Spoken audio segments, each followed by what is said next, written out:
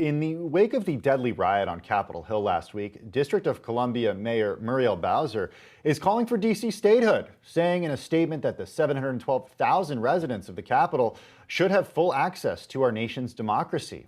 Here to discuss is Shadow Senator of the District of Columbia, Paul Strauss, live in Washington. Thanks so much for being here today, Senator. Look, I want to start with what exactly it means to be a shadow senator. What does your role entail, and how is it different from a typical senator? Well, what it means is that DC residents get to vote for me when they go to the polls, but I don't get to vote for them when I go to the Senate on their behalf. DC is represented only by non-voting members of Congress, like the other territories, and it's unfair. The term shadow actually originates from British parliamentary politics, and other territories have had them from Tennessee to Alaska, but most importantly, it means a lack of equality. So what do you actually do if you cannot vote on behalf of the residents of the District of Columbia? I try to advocate on behalf of my residents by interacting with senators and committees that deal with issues on behalf of the District of Columbia. But the short answer is not nearly enough, not my residents deserve. We pay full federal taxes in D.C. We serve the government in so many ways, whether it's military service, civilian service, or just by supporting our culture and economy. And we don't have the same rights as our fellow Americans. And that's an injustice that dates back over 200 years, and one that, ironically, we've been told we can't have because back in the 1780s, a group of angry rioters disrupted the proceedings of the Congress. And so, God forbid, the Congress was located within a state. Somehow, some group of crazy mobs can come in and disrupt legislative proceedings. Well, that's happened. So it's time to give us our democratic rights. And interestingly enough, as you noted over the weekend, Senator, DC couldn't call on the National Guard during the deadly siege. How do you think the response to the riot would have been different had DC actually been a state? We had attempted to call out some portion of the National Guard a few days earlier and went through the bureaucratic process, including clearance all the way up to the Secretary of the Army, to get extra Guard troops on our streets. So the mayor was prepared, the local police department was prepared, and we even had some Guard support. But the problem is we can't do it quickly. And of course, quickness and flexibility is what you need when you're responding to emergencies. In addition to not being able to call up the Guard when we need it, not being a state means we can't keep the Guard out when we don't want it. And so earlier in June, President Trump was able to bring in the Guard over our objections because he wanted to dominate, so-called, the people of Washington. And he used that excessive force from military and others to clear the streets so he could take that now infamous and disgraced photo op. And so lack of statehood means we can't keep the Guard out when we don't want it, like the governor of a state can, and we can't deploy them when we need to, like the governor of a state can. And so D.C. statehood is often thought of as having importance to us because we need voting senators, a voting member of the House. But what we really need from a public safety and national security perspective is a governor. And in fact, all throughout this inept response to the pandemic from the White House, it was the governors who've been leading. And just getting our mayor, Muriel Bowser, on the calls with those governors, because she functions as our state-level executive, has been challenging. So statehood, always a political issue, an important one of equality, but for the last year has literally been a matter of life and death for D.C. residents. Well, how do you make it happen, Senator? D.C. Mayor Muriel Bowser saying she wants statehood on President-elect Biden's desk within the first 100 days. But the likelihood, it's just not very likely given the makeup of the Senate, right?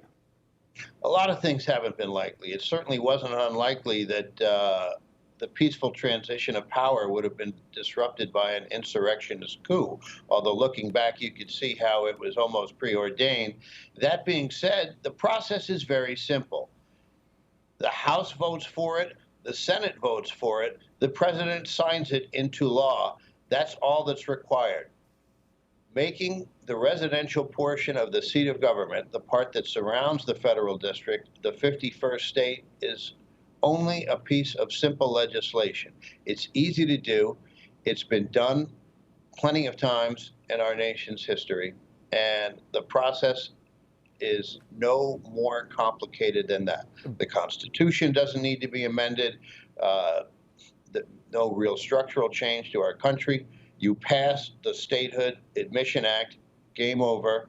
We become equal. And I think we're going to add a lot to this democracy. Right. Certainly knew better.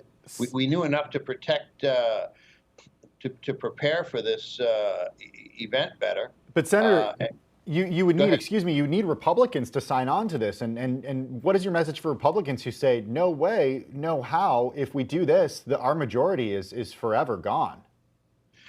The Republican Party needs to stop putting their party above the needs of our country and the needs of our people. So first and foremost, that's not the way that they should be looking at things. I may disagree with a lot of things that a voting senator from a state like Alabama might do, but nobody here is calling for the disenfranchisement of the people of that state. If you live here, you pay taxes, you're subject to laws, you contribute. And by the way, we contribute $4 billion to the federal treasury. If you were to rank the financial contribution, right, D.C. is like 13th or 14th in terms of what we contribute to the treasury. We are a donor state, and we're not even a state, as they say. Give us our democratic rights. When you don't let the violin section play in the orchestra, you're not punishing the string section. You're diminishing the quality of the music as a whole.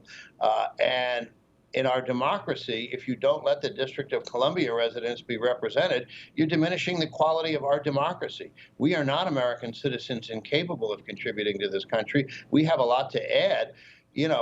D.C. residents were there cleaning the Capitol up in the middle of this mess, serving in so many capacities. And it was our Metropolitan Police Department that had to come to the aid and finally clear that building. So I think we've earned a place at the table. Senator, have you spoken with the president-elect or anyone in the Biden administration about this yet? Yes. Joe Biden, in his long career in the Senate, in his long tenure as vice president, and all throughout the campaign trail, has been an advocate for D.C. statehood. We appreciate his support. Vice President-elect Harris has been a supporter of D.C. statehood, both when she was a senator, and we look forward to her participation in this effort when she becomes the presiding officer of the Senate. No, this is an administration that has its heart in the right place on the issue. The question is, with all the priorities they have, will they put the energy behind it early enough to make it happen? I'm hoping they will, because this will be a lasting contribution to America's democracy that will permanently enfranchise Americans who deserve the vote, deserve a place to participate in the decision-making process. Right now, we have no role in who sits on our courts. That's our local courts as well as the Supreme Courts. In the District of Columbia, even the family law judge who presides in divorce court currently has to be appointed by the President of the United States and confirmed by the Senate. And guess what? They haven't been doing that. We have a record high number of vacancies in our court system.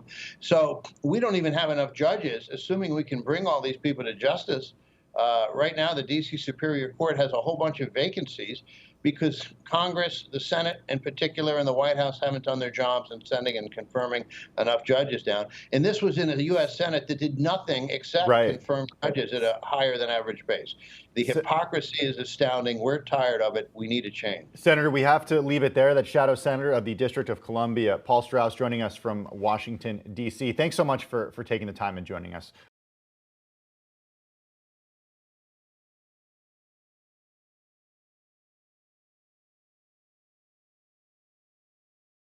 The biggest stories the moment they happen from around the globe. Subscribe to Bloomberg Quicktake now for insight in an instant.